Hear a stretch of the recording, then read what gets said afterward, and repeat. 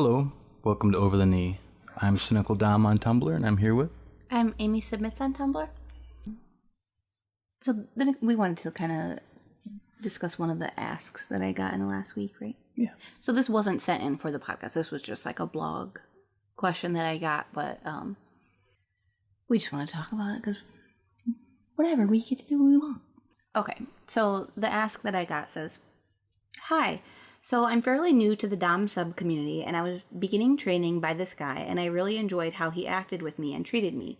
Now I have a different owner, and I was quote-unquote acting up, trying to communicate that I didn't want to hide anything.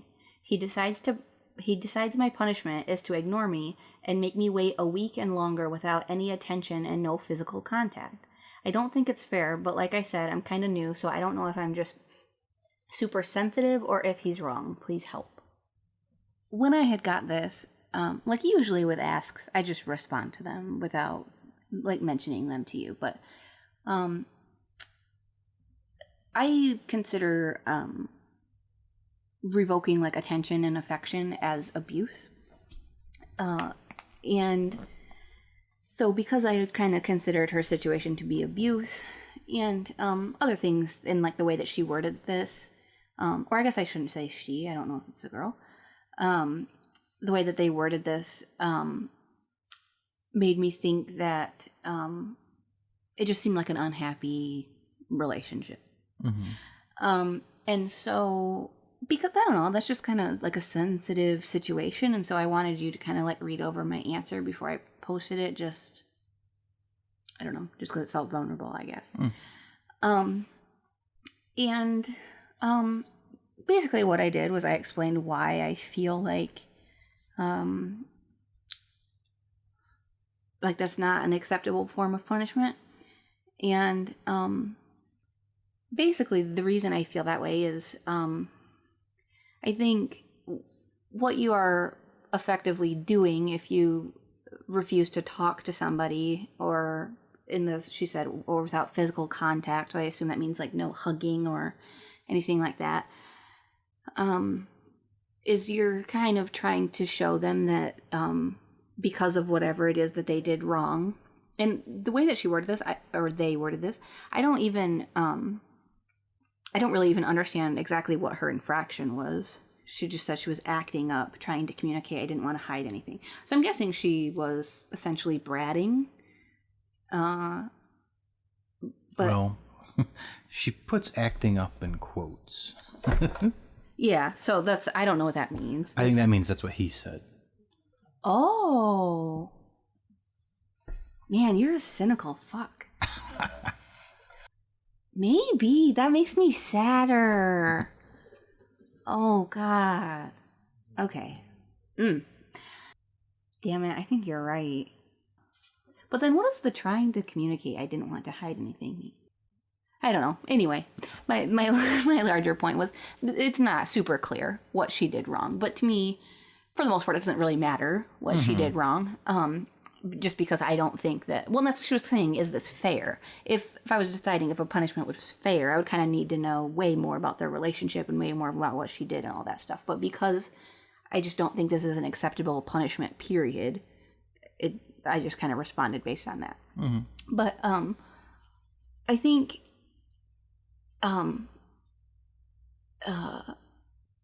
if somebody makes a mistake and then they aren't permitted hugs or holding hands or any other form of physical affection, you're essentially revoking love, affection. And I just don't agree with saying you can only have love if you're good, or I guess symbols of love, shows of love, if you are good, quote unquote. That just feels like emotional abuse to me, to use love as a way of manipulating somebody's emotions into changing their future behavior. But then I also think that basically what DS is allowing somebody to guide you or lead you or support you or whatever. And so if a week and longer without any attention, without any contact, you can't be supported or led or guided during that week if that person isn't talking to you. Mm-hmm. And so you are also essentially being punished by having their dominance revoked.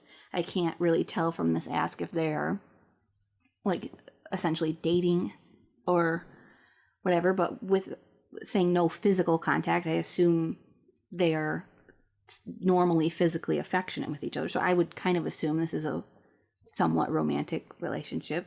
Maybe that's assuming too much, but so I think like basically the message that this would send is if you want love and support and all that you have to never make mistakes. You have to be good. And I just think that's abusive. I think that's like not good for your self-worth and all those things. Yeah, and like then like just what's the term? Proportionality, like a week of punishment for acting up by trying to communicate that I didn't want to hide anything. Like, there's just so many red flags about it. And she said she's new to the community and this guy is training her. It's... Mm-hmm. Well, and I think, like, I don't know, maybe this is, I don't know. I'm not gonna do a disclaimer. I'm just gonna say something. I think I am gonna do a fucking disclaimer. God damn it! my experience through talking with other submissives, and of course my own personal experience, is that when you are new to DS, in part you are just learning the ropes, and so for example, a new rule or a new task isn't going to be something you've done a whole bunch of times, and so you're probably not going to be as good at it from a lack of practice. But also, it's just easier to forget things or to kind of step outside of your agreed upon role if it's not a habit yet. Mm-hmm. And so I'm not trying to say that like you shouldn't punish a new submissive who breaks an agreed upon rule. But I mean, I think honestly that would be bad if you like let too many things slide. I got responded to an ask about that today. But I do think like a week-long punishment for a new submissive, like it's just really hard for me to fathom that being proportional regardless of what the punishment is. But also I just don't think I believe and that's in a week-long punishment period either. Yes. And that's assuming this is an agreed upon rule, which it's not clear that it is. It kind of implies that maybe it wasn't. Sure. So yeah, there's a ton of red flags. Like the question that occurred to me is, I really want to eat your pizza. So what exactly makes like the not talking to you punishment? What exactly? How exactly is that different than like a spanking? To be really honest with you, I would be really sad if you were okay with not talking to me for a week. Mm-hmm. Like, I'm needy, but like, I want you to need me too. Mm-hmm. And not even just need me, but like, I want you to want me. Like, I want you to want to speak to me every day. Because like, I'm supposed to be your person, goddammit. And like, I can't, like, it almost makes me want to cry. Like, I just can't imagine. We've never not talked for, we've never not talked for 24 hours in the time that we've dated. Like, it would just feel like abandonment to me. And I think, I just wouldn't be okay with you. It would feel like you're like teasing, abandoning me, like really abandoning me, like breaking up with me or that sort of a thing. And so it's like, that is like the biggest, scariest thing you have. And so if you're like pulling out like the biggest dagger over some mistake I've made, like that just feels so manipulative to me. And like, I'm going to go on a rant here that's a little bit unrelated, but I think like what seems kind of common when it comes to doms using punishments that just feel like way over the top to me, it's like that they think that they have to do the worst thing possible to get their submissive's attention. And I think that they completely miss the fact that we want to please you. Mm. So it's like, you don't have to traumatize me in order to get my attention. Yeah.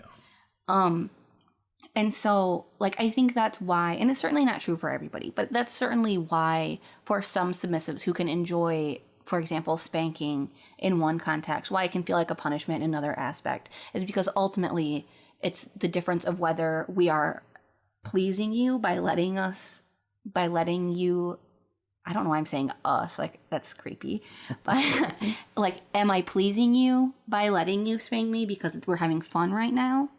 Or have I screwed up to where this is what we're doing to get our relationship back on track and it's serious? Like, that's the difference between whether or not it's enjoyable, is it just comes down to whether or not I've pleased you or not. And like, displeasing you has enough of an effect on me to where that can change how whatever it is you're doing to me feels. So like the side rant I just did, like, there are fucking air quotes to Mars right here, but doms who think that it's okay to use hard limits as punishments because, like, well, if it's something that you are okay with me doing, then it's not really a punishment. You miss the fact that you can consent to things that you don't enjoy. And so when I consent to be punished in a certain way, that doesn't mean that I'm consenting to that punishment because it's fun to me. I consent to things that are not blissful for me. And like, that's not even just in terms of punishment. Like, I'm willing to do things that please you, even if they don't specifically please me, but that I'm just okay with, like sexually and whatever. And I think that's true for a lot of submissives because we like to please. And so, like, I think like hard limits are basically my list of things that traumatize me. No, just in what you said, it kind of connected in my head what's so bad about it, and that the difference between like this as a punishment and like spanking as a punishment is emotional manipulation. Mm-hmm. Like, what made it connect with me is I'll kind of do stuff like this with like sex, but it's like playful Stuff like what?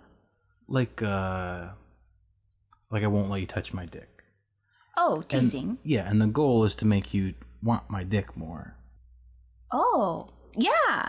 But it's right. That's consensual, fun manipulation of my emotions and my yes. Oh, that's very interesting. The goal is fun, not like right. Well, right, and it's a manipulation, but like you said, consensual. Like, the goal is fun. Sure. Whereas this is much darker. Sure, and I think like if you wanted to get kind of I don't know what the right word is, but like, I guess technical. A lot of DS kind of is like consensual manipulation. It's you're allowing yourself to. I don't like the word trained, but it's commonly used in the community. I'm kind of allowing you to train me. I'm allowing you to alter or like condition me, I guess. Mm-hmm. And so the difference between me letting you like even, and it's not just like the punishment or denial side of things either. It also happens positively. Like I wrote a thing like just before we did this, you had asked me to like clean up like an area of the couch for you, and you saying like for you was like a new thing. I don't think you've ever said, will you do this for me? And so that just like really tickled my whatever submissive heart a little bit to have that like for you put in there. Like, of course I will do that for you. Like, that makes it so much more fun when it's, or not fun, but so much more, I don't know, it hits my heart in a different way when it's phrased as for you. You know, like responding to something done positively with Good Girl is like positive conditioning. It's, you know, it's making me associate something like pleasing you with feeling good. And so like, you know, emotion, like manipulating how something feels is certainly a big part of DS, and that in itself isn't. But then when I think about, isn't part of spanking like making me feel bad or punishment? Yeah, it is. So it's still kind of a form of emotional manipulation. It is. Absolutely it is. So what's the difference then? Is it just proportionality? Again, I'm just trying to get to the root of something. I know. Well, for this, I think we should have. I was gonna say, I think we should have done a disclaimer that, like, we both totally immediately in our hearts was like, this is wrong. Yes, I have no interest in doing this. I think it's bad. I think it's interesting to try and challenge ourselves and see what the difference is. Yeah, to figure out where our moral lines are and to make sense of our own thinking and feeling. Yeah. So in part, I think there's kind of two. I am kind of two minds about this. I think it kind of depends on the situation. I think, honestly, with some of like our smaller rules, if I break like a smaller rule, I feel bad about it. We deal with it through punishment, and then that helps remove the guilt. So it can manipulate my emotions in a positive way by letting go of them. But that's not always true. Sometimes where it's just the removal of guilt. So where it's actually, in my mind, it feels like positive, a positive manipulation of my emotions. But when I think of, there's really, I think probably been like less than 5 times, but like over the like course of our relationship, there have been times where how do I say that, where like I broke a rule and I know that is wrong within the context of our relationship, and so there's like a certain level of guilt that comes with that, but then I still wasn't fully recognizing how harmful what I did was to our relationship. And so you have like talked to me about your feelings and your perspective in some way or another, to where it does make me feel worse. And it changes my perspective to make me realize the gravity of what was done. And that does make me feel worse. So like that is pulling my emotions darker in that sense. But I think the difference is, I'm like, what that I'm thinking of here, like the one from like last summer, that like the Gap post, right? That's like by far our biggest. Is it the one with the quarantine? So like that was by far our biggest infraction, our most emotional one, and I guess is the point. It may take you to a darker place, but that's a point on a path to like reconciliation. Yes. And that's I was trying to like figure out how to say that, because so in that situation, like, I guess should we just go into that specific one? Try and make it a little breezy, but yeah. Easy breezy, beautiful cover girl. So like basically you had been depressed, and I had like broken a rule, and I more or less, and it was just an accident, but more or less did that in front of you, and you didn't see it, and I caught it and you didn't, and that kind of put me in a tizzy to where I got into this, like, he saw it but he didn't do anything about it, so he doesn't care. And then I like intentionally broke like several smaller rules for, I don't remember, like a week following that. Things that I knew you wouldn't notice, things that you couldn't see because I was doing them not in front of you.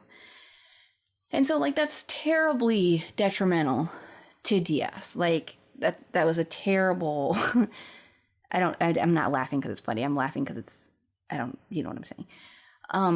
It was terrible. It was awful. It's easily the worst thing I've done in our DS relationship. And so when by acting that way, I was essentially kind of like kicking dirt at our DS. And so while the punishment that came about through that was the most emotional one that we have faced, the goal of that was to get me to see, because I hadn't fully seen, I didn't fully realize I was kicking dirt in our relationship's face. And I needed to see that so that I could recognize the mistake and the gravity of it, and then therefore learn from it. And so that was very emotional to face that. But you had me face it for the purpose of seeing it, for the purpose of learning from it, for the purpose of avoiding it in the future. And so it 100% brought us back to where we wanted to be.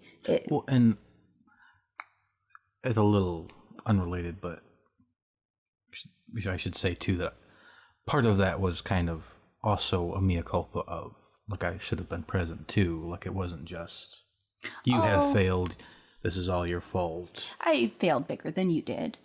But I don't know if that's true, but you're sweet.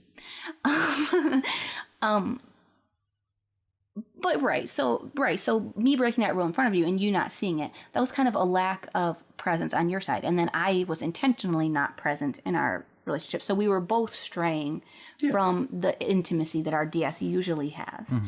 And so we got farther apart. Well, that's kind of the gap. We had strayed farther than we ever had before. Mm-hmm. And so it was a way of correcting our path. And it was, I'm sure I even tried to discuss it in that post. It completely felt unifying. And I was never emotionally alone in that at all. And I actually, I very much the opposite of that. It was very much you being with me throughout that. And that was like a spanking and then corner time, which we had never done before. And so you had even told me, as you put me I was going to bring that up too, right to this post. Because she makes it sound like this is a new punishment too. Yeah. I don't remember exactly what I think it was something along the lines of, if you can't handle it, that's okay, but try and... Yeah, you had said, if this is too much, come sit on my lap. Mm-hmm. And you sat 3 feet from me. Mm-hmm. And so you're present in that sense. But then also it's if this is too dark, if this is, you know what I'm saying? Know that this is, you know what I'm saying? It kind of makes it explicit that the goal is not to reject me. Or to put a knife in you. Yeah. And so the goal is not to cause you emotional pain. Yeah. It's right.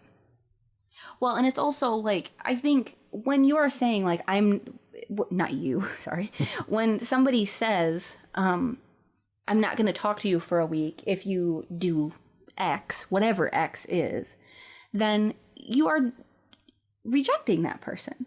And you never reject me. That, like I said, I think that's the biggest, worst mistake I've made. And you didn't reject me at all. And so it's separating the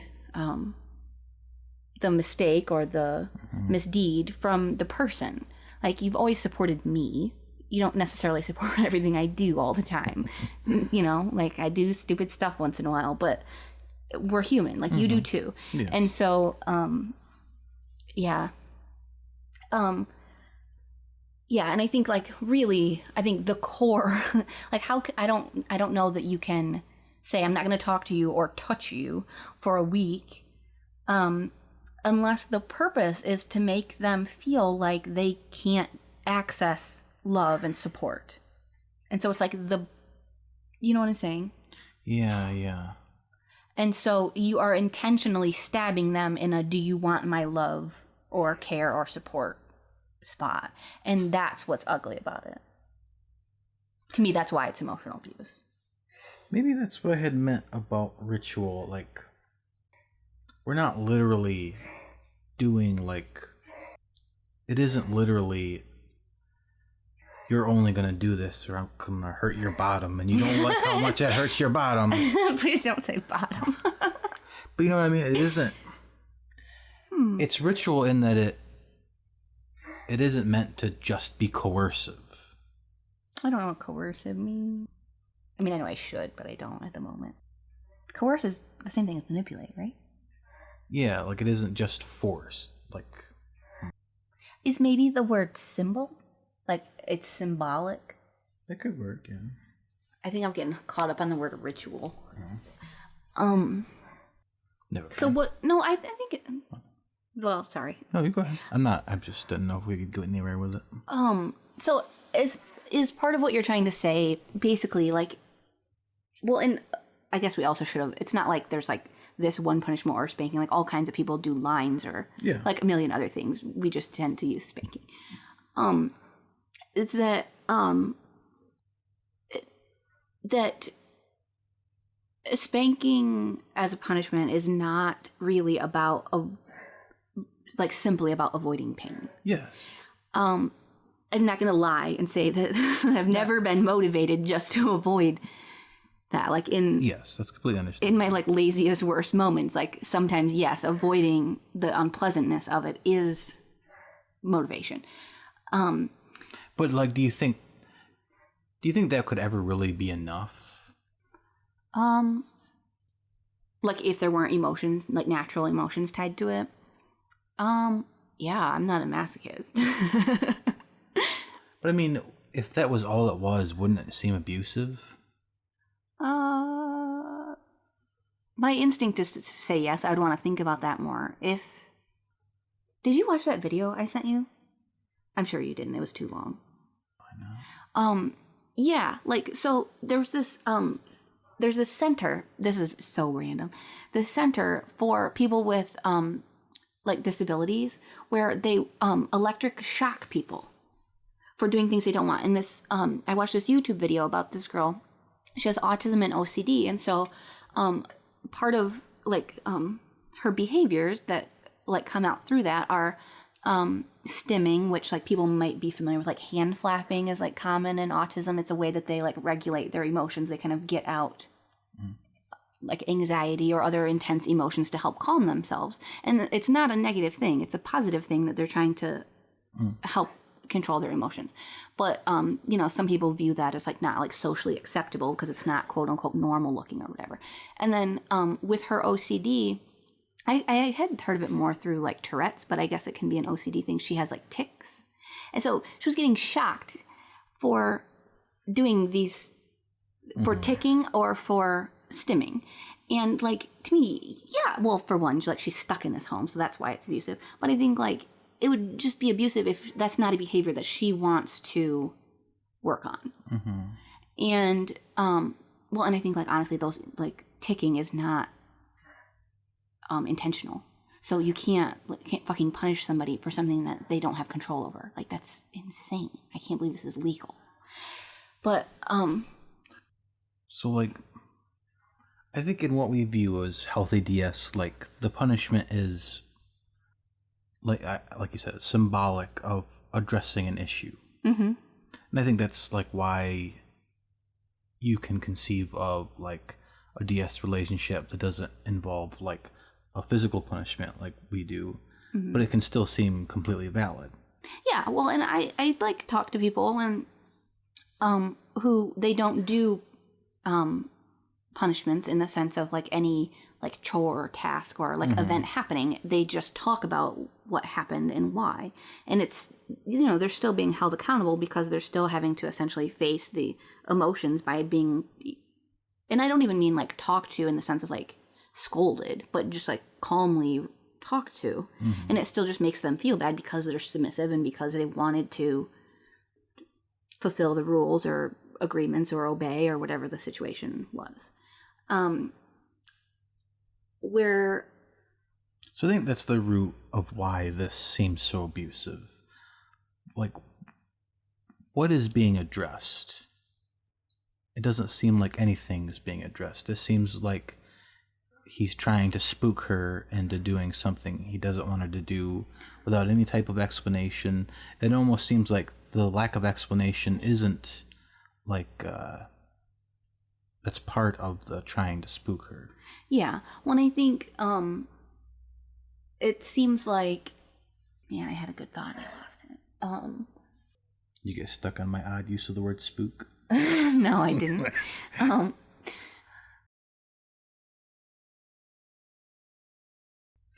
But like another part of this that stuck out to me is they said, like, she said her original trainer, I really enjoyed how he interacted with me and treated me. Now I have a different owner. And so it's like, why would she have specifically told me that she liked the way that her first trainer interacted with her and treated her? And then to go into this question about this guy. To me, that reads as her saying, like, I don't like how this guy treats me and interacts with me.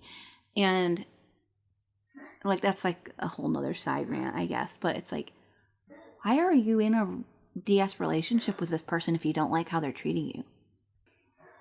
Well, and I kind of partially like sparked another like little post that I did that was like, when we entered DS, and of course we were together and like in love before we started DS, but I already liked how you treated me back then, but we kind of chose to customize the way that we treat each other so that it feels even better. Like, kind of the overarching point of DS, at least for us, is to be treated exactly how we most prefer to be treated, like the ways that specifically push our buttons in. Mm-hmm. And so it's like, if it's not making you feel better about the way that this person is caring for you, then I don't understand what you're getting out of it. And that's not to say that like you have to enjoy punishment, like I don't, but in the bigger picture, it makes me feel better to be held accountable in the ways that I'm held accountable. And so that's why we do it. It doesn't feel like that's the case here. Like, to anybody who would just in a broad sense say, I don't like the way my dom is treating with me or interacting with me, then something is really wrong. Yeah, I mean, I think you shouldn't be in a relationship with that person. I think no, not even in an overarching sense, even in the sense of punishment. Like, I wouldn't say that I don't like the way that you deal with punishments. Like, I do not enjoy punishments, but that doesn't mean I dislike the way that you handle them. I'm sorry to, like, potentially feed into stereotypes a little bit here, but, like, it's kind of generally loosely accepted that, like, submissives are, you know, needy seems like a negative word, but that, we really crave like regular routine interaction and attention. And so, well, I guess that's like the thing. Like, if there was something that you knew that I needed from you, would you be okay with like taking that away from me for a week? Like, wouldn't that feel like you're failing? If you feel like your job is to take care of me, just be like, I know that she needs this and I'm just gonna not do that for a week for the purpose of getting her attention. Like, and I think yeah, I don't know what a week, what could this accomplish that a fucking conversation could not accomplish? Right. Well, and I think you could argue that with our punishments too. Like, I think that because our punishments are symbolic of addressing an infraction, I think that like literally is true. It's just that we like, it's easier for me to like let go of guilt if some like act happens. Mm-hmm. That's like really what it's about for us. But it's like, I just feel like he just wants the submissive to feel undeserving for a week. When it says a week plus, a week and longer. So it's like, do you not even have a definitive number of days that you're not going to be contacted? Like, a week and longer. What is... That just doesn't seem like a definitive amount of time. That makes it seem odd to me. Like, yeah. I don't know. No, like, it's been like a few years ago now, but like there was one time where like a rule being broken like came to light like within like 5 minutes of when my sister was going to pick me up. I was going somewhere with my sister. Do you remember this? A what came to light? Broken rule. And so, well, yeah, I can tell you it's been like almost 3 years ago because I was going to a baby shower for a kid that's 2 now. But, and so like you had told me, like you didn't know if we would have time to like finish a punishment before she got here. And so we were going to deal with that afterward. And I was only at that baby shower for like 2 hours or something. But like that was worse than like the punishment itself, just because of that, like the anxiety of the anticipation of that. And so, like, I just cannot imagine, well, and she's not, like, awaiting an additional punishment at the end of the week or whatever, but just that, like, that unrest, that, like, feeling unsettled and knowing that you're not on, that your relationship isn't where you want it to be, and having to wait an entire week of feeling off track and you can't even talk to them about it to get reassurance. Like, it's just dark. So, what if two different people, they've, like, properly negotiated and communicated that this is, like, the type of punishment she would like to receive? Do you think there's still issues with that? I mean, I do think that, like, in all things BDSM, consent has to be, like, the number one thing.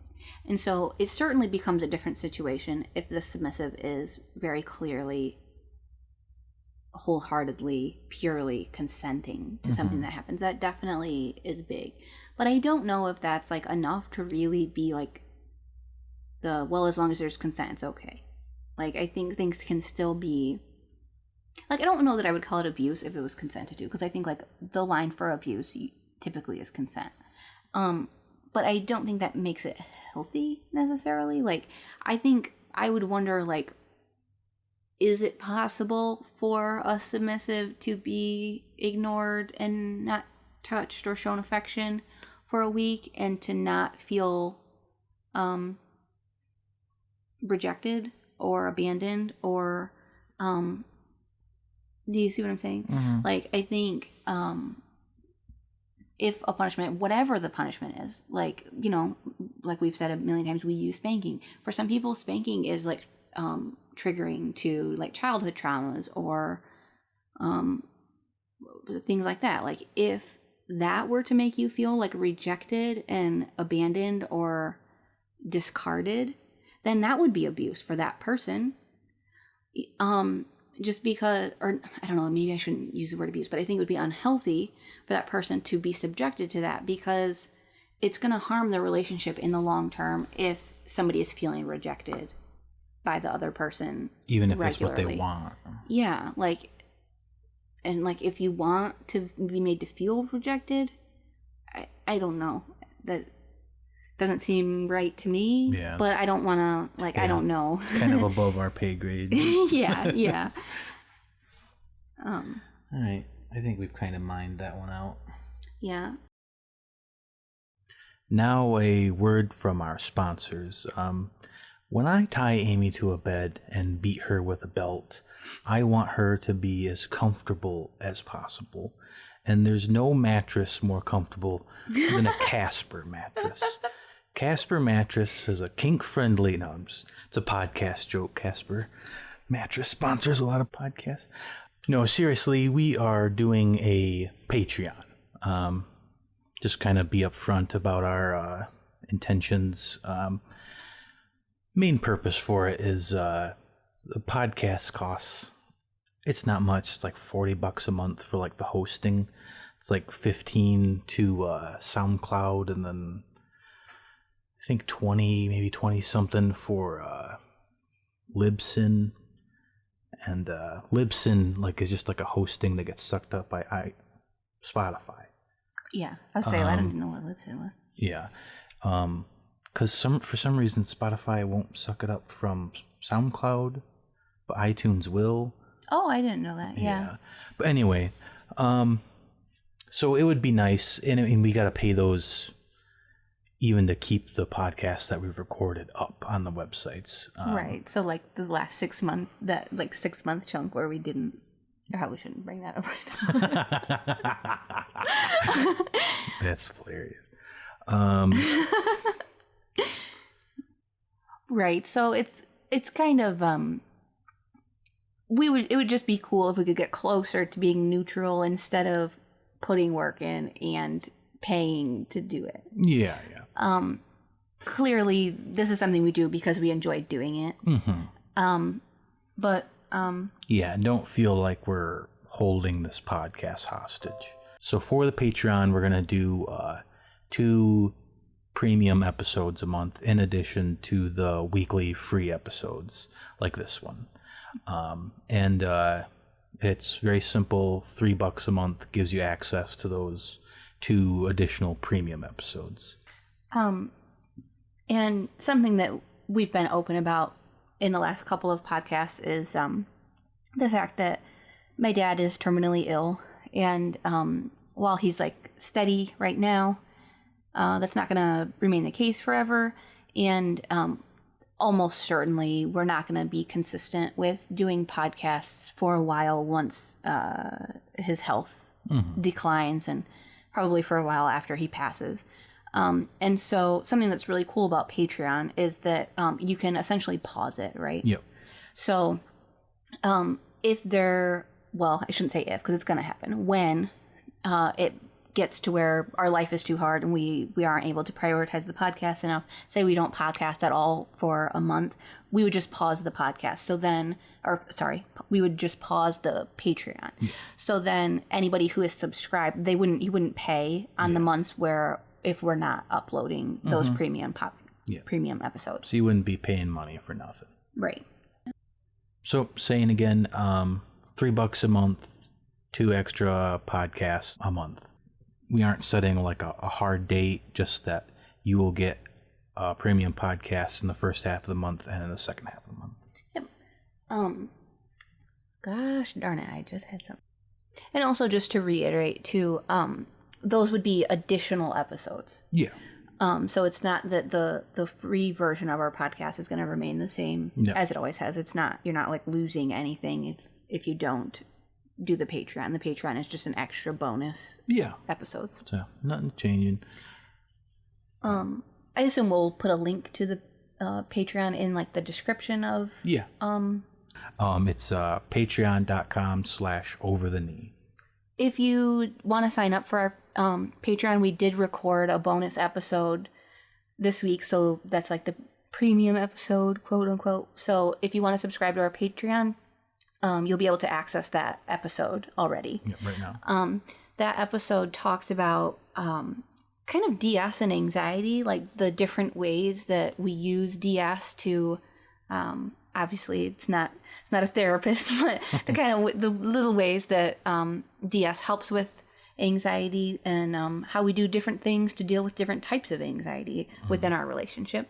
The second part of it is kind of about how do you know the line between what you can submit to, if it's something that you're neutral or maybe even slightly nervous about, versus what you should just outright refuse to submit to. I thought that was a really interesting question that somebody had asked. And then in that first half, we had kind of went off on a tangent and talked about how there's kind of an orgasm involved in spanking. Yeah, the spanking orgasm that isn't a literal orgasm. That was kind of a little fun epiphany we had midway through.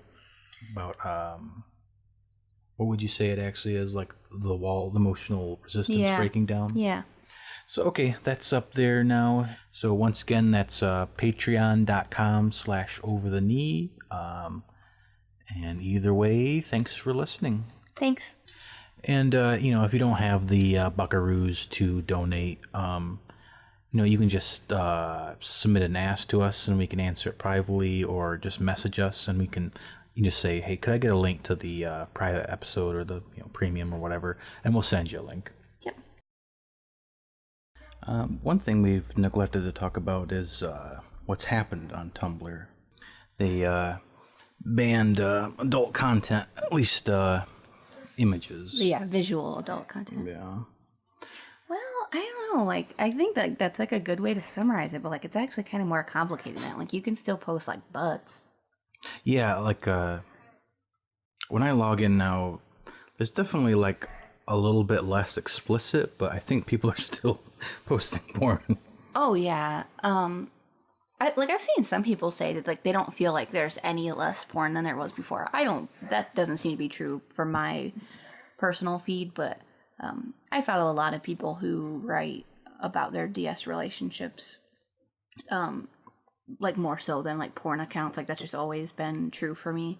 And I think like a lot of people who are bloggers who write text content, they just quit trying to post porn out of fear of losing their account for their writing purposes or whatever. where like maybe if you were only ever a porn blog, it's like, well, we're gonna keep trying until they shut us down type of a thing. Yeah.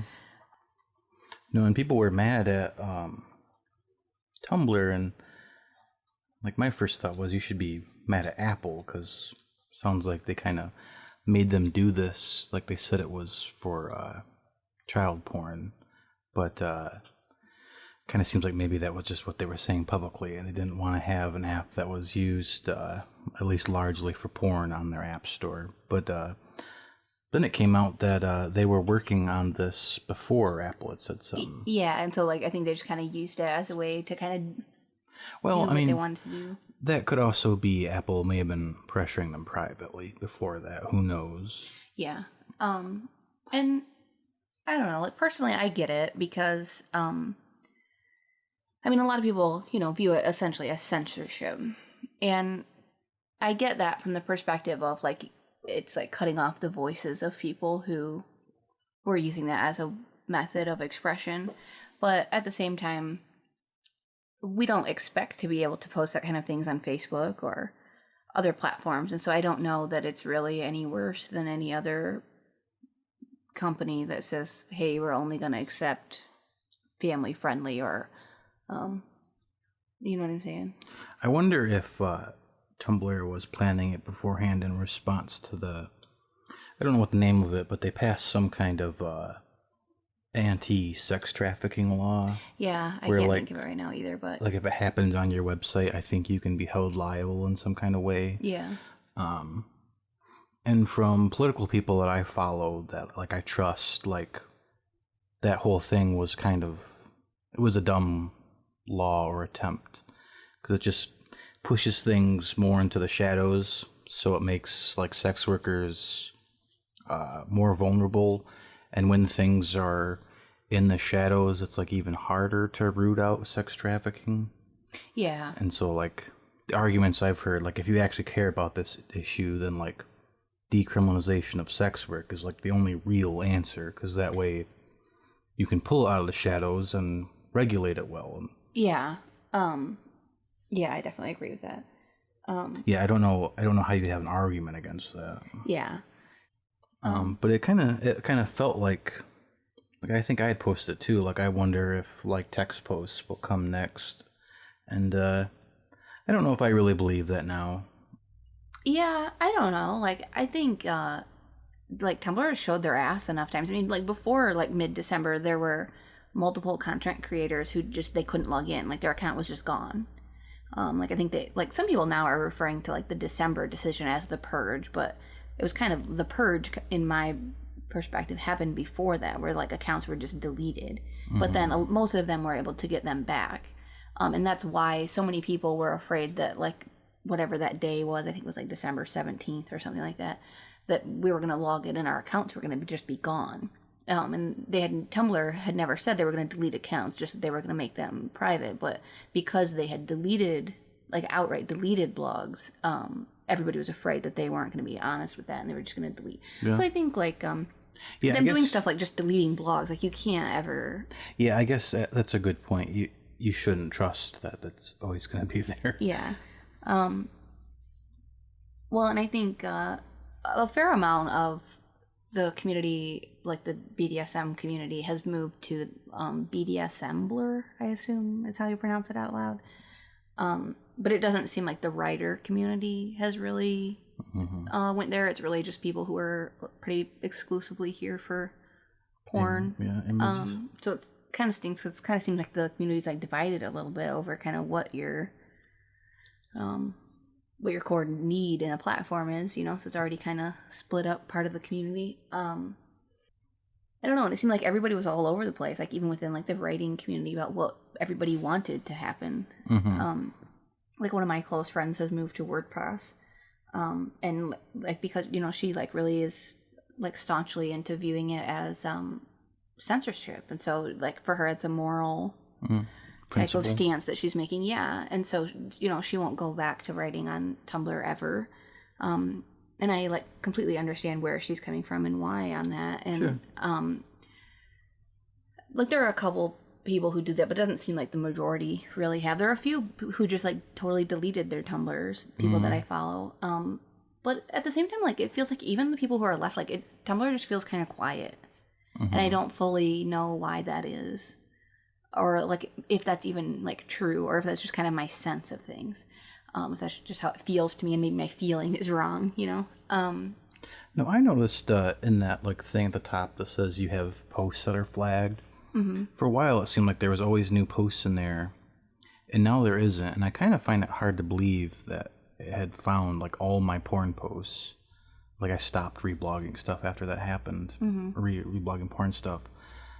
So it almost feels like they did that push to kind of, like, scare people off. And it kind of worked.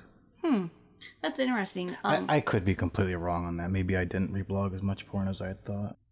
I didn't ever have the sense that they were repeatedly marking new things. I think I've only ever had like 9 things marked. And I just, the first day it showed them to me, I deleted all of them, and then I've never gotten any further notifications at all. Oh yeah, mine, it would be like, there'd be a couple new ones each day. That's super interesting. But I think I had reblogged way more porn than you. Yeah, but I reblogged a hell of a lot more than like, I think it was literally like 8 or 9 things that were ever marked of mine.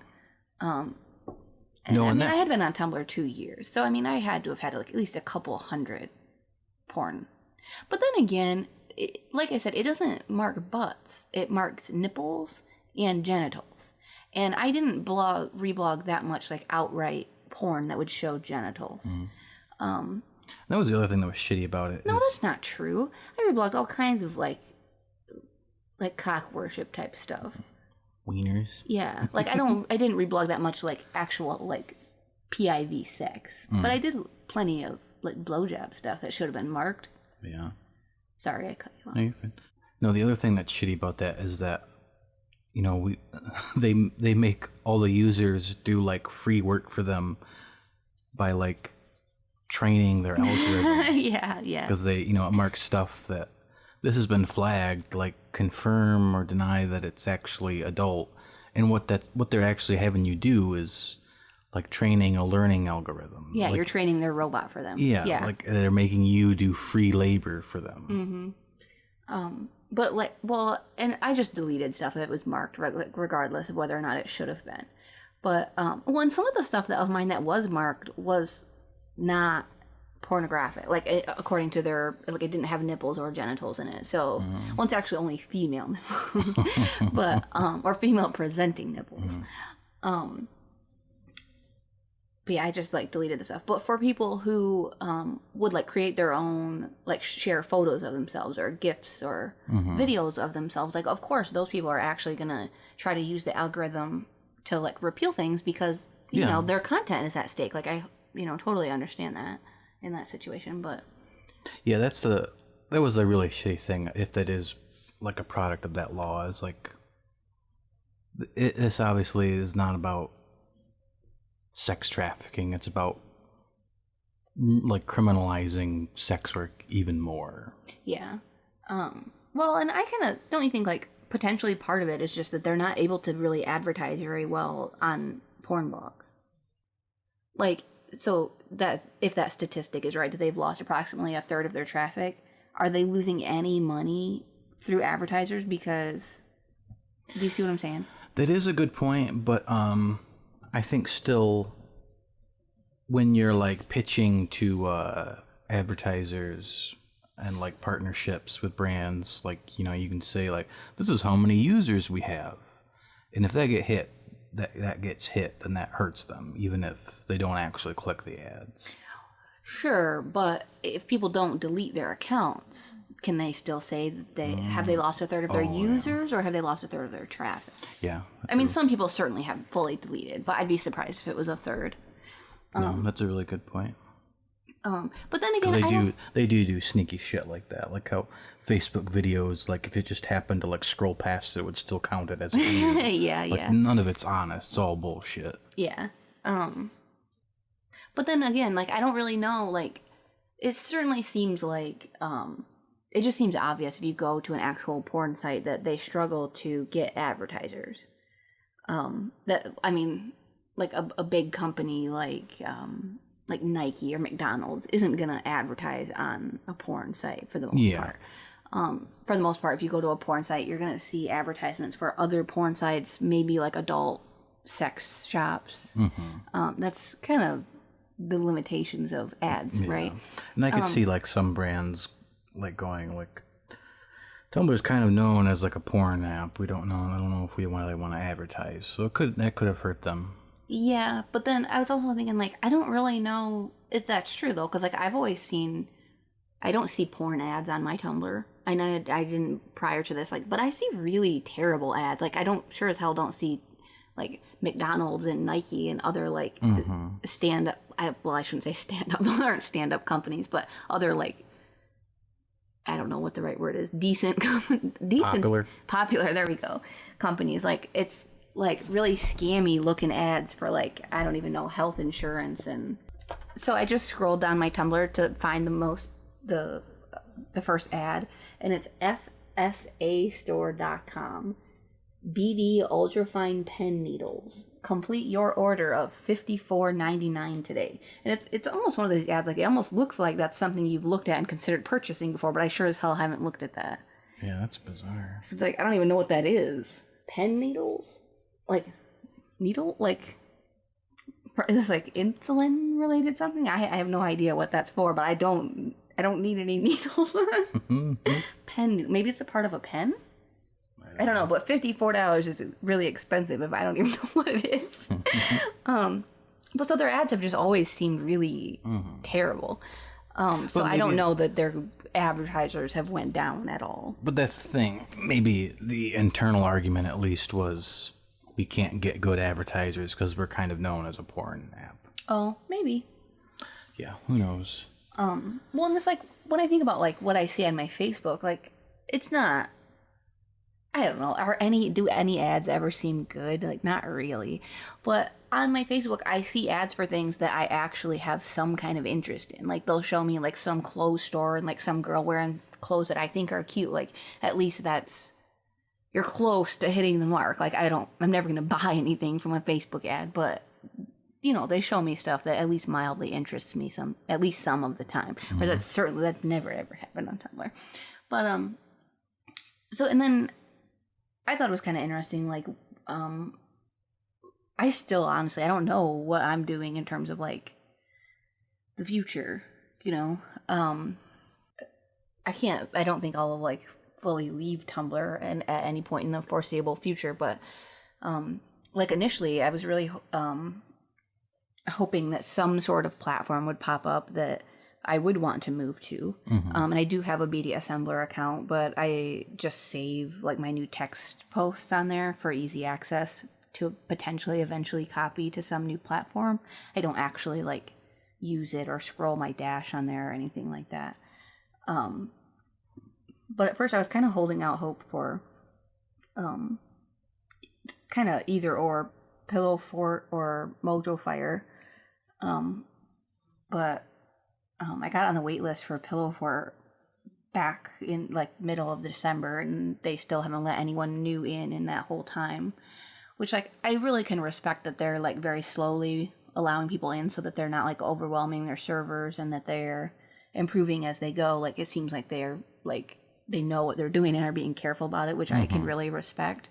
But if nobody's allowed in, like, you know, and I assume even once they open the gates again, it'll be people who applied back in like November or December who haven't gotten in yet. So people who will then like apply now might not get in until the fall or something crazy, you know? Well, wasn't there a bigger issue where they decided they weren't going to allow like reblogs with like comments? Yeah, I really don't have a feel for like how most people feel about that, but I know that for me, well, and I guess should we just talk about why we're not doing BDSMblr?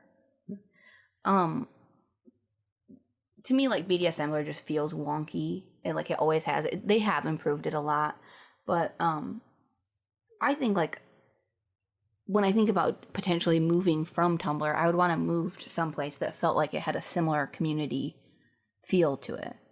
And I think like for me, what I feel like makes Tumblr or made the old Tumblr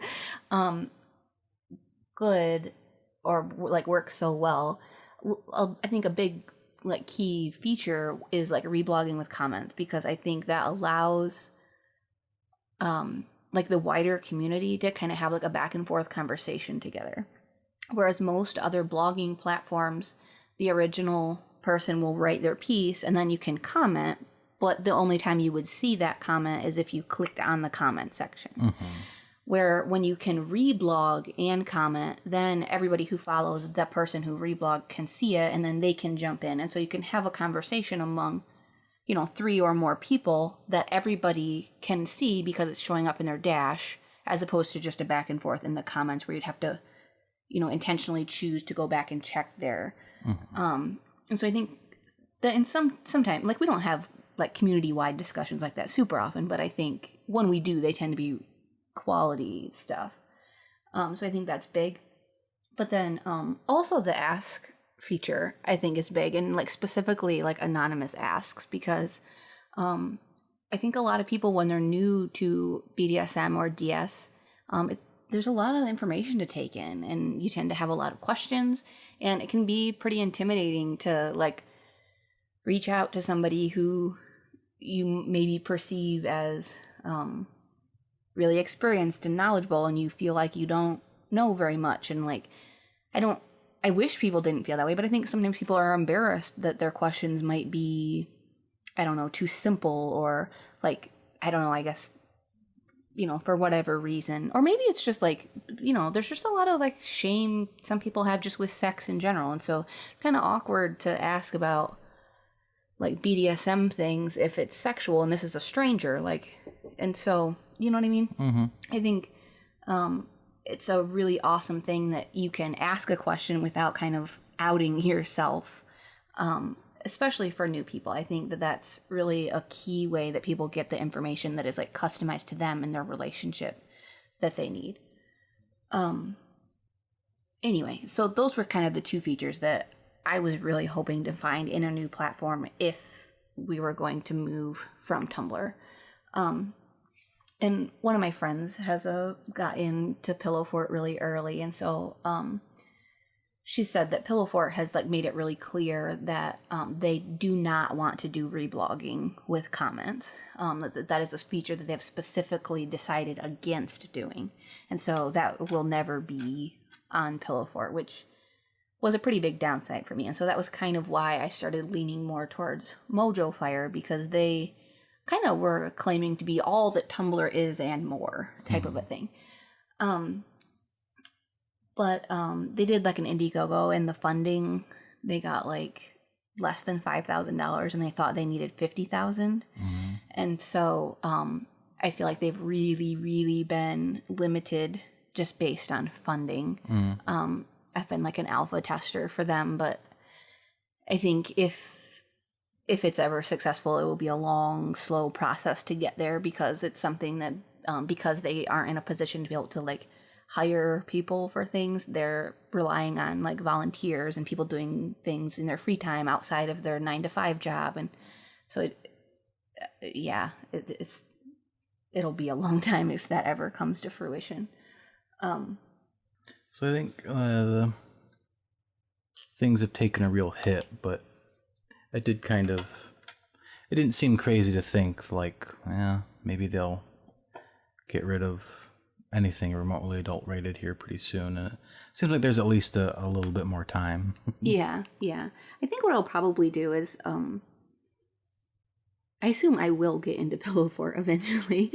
I'll probably start like sharing my content there and, trying to kind of set up there once I can get in, but like kind of, putting one foot in both camps, just so that if Tumblr ever decides to swallow the whole adult community whole, then I would have a little bit of something set up somewhere else, know? All right, that's the end of the episode. Thank you for listening. Ta-ta! Goodbye.